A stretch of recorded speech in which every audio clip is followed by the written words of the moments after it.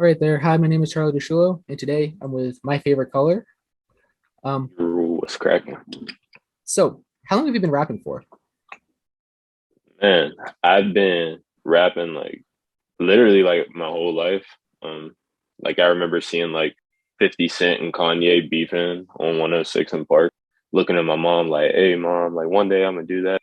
But yeah, I ended up really doing it. But I ended up taking it like more serious after I got signed. But yeah, I didn't record my first song until I was like my first year of college, kind of. So literally, I've been like rapping my whole life, but I haven't been making songs my whole life. So yeah, I've been making songs for like 3 years. Why did you start recording your music? Is it because you got signed?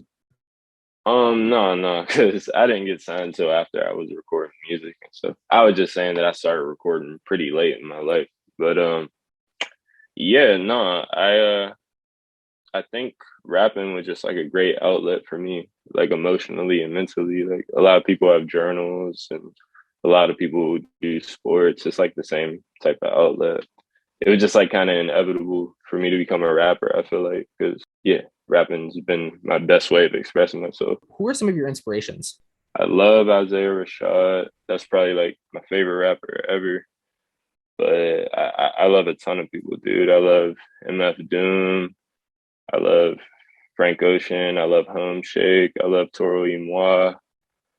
There's a ton of people on there. I love Baby Tron. I love just Detroit Scam type stuff. Like there's really like a huge array of things. Do you produce as well, or do you just rap? No, I just rap. I definitely want to start producing, but I'm one of those people who like whenever I'm diving into a new thing, I'm really trying to master that craft. So I'm trying to just give myself time to really feel like learning a whole new outlet of music. So one of the producers you do work with is someone that I interviewed, Aviad. So how did you guys meet since you are on opposite coasts? Aviad was just like a young dude, you know what I'm saying? Just like shopping his beats around to artists I feel like he liked. So my homie Jeremy Rossinger, he's also a producer. He produced like pretty much everything I got out. But he told me about Aviad. He told me there was like this younger producer that wanted to work on some stuff, and he's been showing him beats, and they're all super fire. And he was like, Aviad was already like cool with people in my circle, like Kwame and Zay. So yeah, whenever one of us reached out to the other, I don't really remember, but right whenever he reached out, I was definitely down to work. Or right whenever I reached out, he was definitely down to work. And yeah, man, he sent me a beat and we made some songs. That's awesome. So how long have you known Kwame and Zay? I knew Kwame for about to be 6 years, and I knew Zay for about two and a half, three, maybe. So did you meet each other making music, or was it before? Man, not even, bro. It was before I had music. Oh, whenever I met Kwame.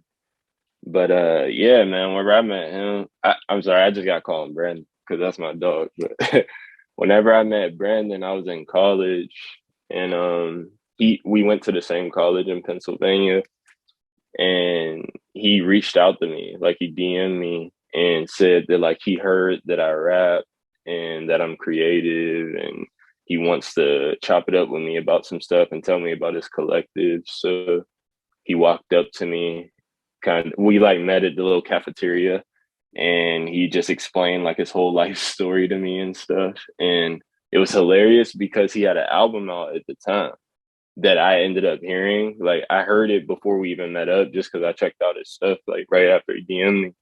But he had this album out, and I knew he was super special because he was super excited to show me this album review that he had. And during the review, the guy was only like talking trash about the album. Like the guy was talking super bad about his album, but Brandon was just super proud of the fact that like somebody even cared enough to check out his album. And I'm like, bro, that is like this is so like pure hearted and beautiful. Like it's insane. Like he's a great dude. But Zay, our story is a little bit different because Zay used to legitimately hate me. Like like me and Zay, we were not homies for a while, but I think we only weren't homies because we were so much alike.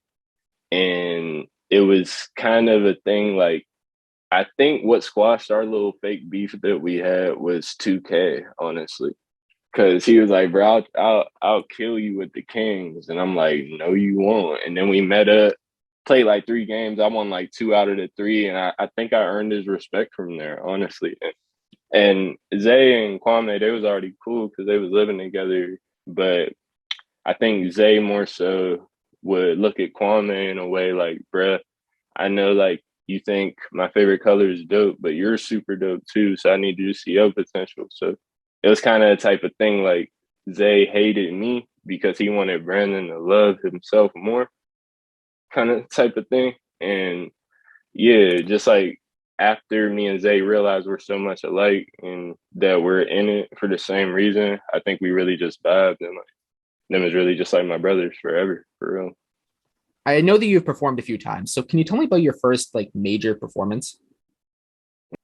I guess like that's like perception for real, you know what I'm saying? So but I mean, my first performance where I was like, oh man, like we might really be able to do some cool stuff is like my second performance ever because we got a gig at Pitt University, and that's like the pop in city college and stuff. So I was like, oh wow, like this is super cool. But I think my performance after that that really made me like, dude, like I'm about to really do some dope stuff. Was literally like a month ago. I opened up for Earthgang at a stage AE in Pittsburgh, and my parents came, all my homies came. There were people in the crowd literally there for me. There's people asking me to like sign boobs and stuff. Like I was like, bro, I might have really made it. Like, like yeah, it just felt really cool to like be appreciated and people taking pictures with me and stuff. So yeah, probably the Earth Gang show. That one was cool. Mm-hmm. So talking about the Pitt University one, right? How do you feel about that performance now, since you've had some time to reflect on that? Mm, I mean, there's like so many people who were involved with that performance that like I don't even like speak to anymore. You know what I'm saying? So like definitely like a lot because I'm like, dude, like who would have thought we'd all end up where we are now? But I think all in all, I'm just like grateful and appreciative I got to experience something that early in my career because I feel like that type of stuff is what made me the performer I am now. And I think even looking back at that performance, like I'm proud of it because I'm like, bro, there was so much cool stuff I was trying to do. Like I'm performing, I have a whole band with me. Like I don't got a backing track, no DJ, no nothing. Like I'm just really spitting. And there was a projector behind me, and I had it playing Pulp Fiction like throughout my whole performance. And I don't know, that was just super tight for that time. I feel like so. Nah, yeah, I think it's cool. Who are some of your dream collaborations, both rappers and producers? There, it's like an endless amount of people, of course, but I really wish I could have made a song with Mac. That would have been crazy. He is definitely one of my biggest influences. I really want a song with Isaiah Rashad, but I also want Baby Tron on that song. Cause like what? So I think how it could work is like I probably get Zay to produce it or something, but I feel like we just get a dope soul sample, and the first half of the song is very fast, like it's up tempo, and that's what I got Tron on. But then it slows down, and then Isaiah Rashad goes in on the same sample, just a little bit slower. That'd be crazy. Um, I wish I could have had like a random throwaway track with MF Doom, like one that like he told me like never put this stuff out because like everybody's gonna hate it. And like I don't know, like just something like that. Like I want like a really bad song with MF Doom. That would have been crazy. I want a song with Lil Wayne where we're just like barring it out. That'd be super crazy. I want a song with Home Shake where he's like on a hook, just singing about like vegetables or something, and I'm rapping about fruit. Like just I want all types of stuff, bro. B.I.B. the Pac Man. Like I'm trying to link with everybody. Music is great and all, but what are some of your hobbies that are unrelated to music? I play a lot of video games for sure. I love movies. I'm always watching some movies. I love comedy. Like I be like writing stand ups and jokes and stuff and just watching like all types of like old sitcoms and just TV shows and stuff. I really want to get involved with acting and other forms of entertainment for sure. Like music is super fun, but it definitely it's not all I want to do. I also just like getting into random stuff, bro. Like I went skydiving like 2 weeks ago, and I flew a plane a couple months ago. Like I just like doing crazy, stupid stuff that a random dude shouldn't be doing. Yeah. So have you ever thought about incorporating your comedy into your music?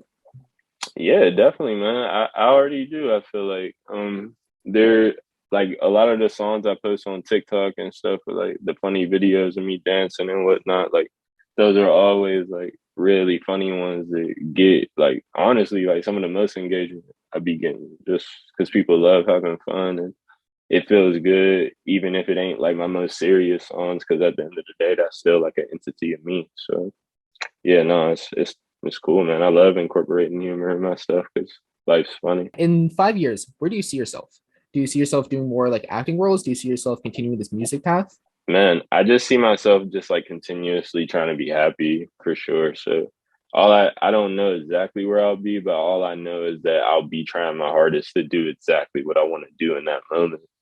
Cause like that's what it's really all about. Just finding happiness where you are right then and now and not like dwelling on the past or stressing about the future. So you've been making music for a few years now. So what do you think has been the biggest challenge you've had to overcome so far? Not comparing myself to others and just like understanding that patience is a virtue and it's like everything takes time and everybody has a different destiny for sure. Like it's like a lot, being a rapper and always trying to focus on if this is doing that or that is doing that and who's doing what, et cetera, et cetera. I I guess it was just really hard for me originally just because like I put so much into so much stuff and being like a striving artist, you don't really get much back. So a lot of times you're just like stressing, like, oh, this person's doing that, this person's doing this. I've been doing this for this long. Why am I not doing that? Blah blah blah. Blah. But I definitely just got to a point where like, and it was never on like no, it's never on like hater type of stuff. It's more so just on like, you're gonna compare yourself to your peers. You're gonna compare yourself to others. You're gonna stress. You're gonna cry. All types of stuff. But I definitely just learned you got to just keep going and just focus on yourself and just try your hardest to be happy wherever you are. I think I'm like maturing more and more every day, every week, every month, every second, every year, yada, yada, yada. And I think I'm headed in the right direction for sure because everything's just fun to me now.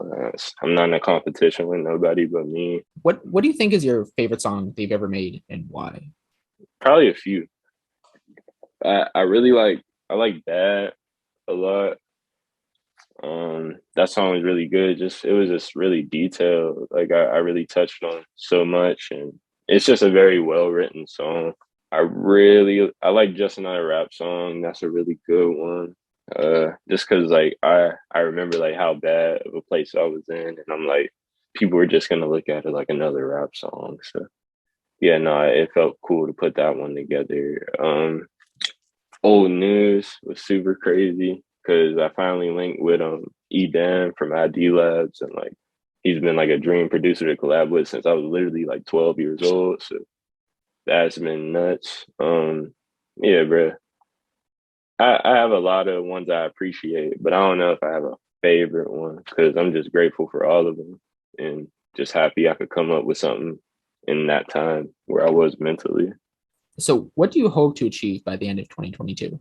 This can be either music or personal goals, really anything. I definitely want to do a lot more shows. I want to like show face a lot more because I'm just sick of just being to myself all the time and just like randomly mysteriously popping up places. Like I want to consistently do shows and consistently put out more and more music. And yeah, bro, just want to stay happy. For more shows, would you ever come back to the East Coast? Yeah, definitely. I just came back. That's where the Earthgang show was a month ago. So yeah, no, I'm definitely willing. If the price is right, for sure. So what is next for you? Are there any exciting features that you have coming up? Do you have like an album or really just anything? Yeah, man. Currently I'm trying to work on this EP, trying to get it out by the end of the summer. After that, I want to drop like maybe a little tape or something. Me and my homie Nice Rec, we got literally an entirely finished album. Like it is crazy. It's super good. Who knows what we're gonna do with it, but if it ever comes out, it's gonna be amazing. And lastly, is there anything you want the listener to know? About me or in general? Because in general, about you, about anything you have coming up, really just anything. Man, I guess I just want the listeners to know like it's all good, bro. You know, take your time with everything. Just be okay. And if you like feel like you're dying, like just survive. You feel what I'm saying? You know, stay away from microwaves. Them joints is real bad for you for sure. Like switch to the air fryer if possible. You know, eat less red meat, less pork or whatever, you feel me? And, you know, don't listen to me because I don't know nothing, bro. Nobody does, honestly. So yeah, bro.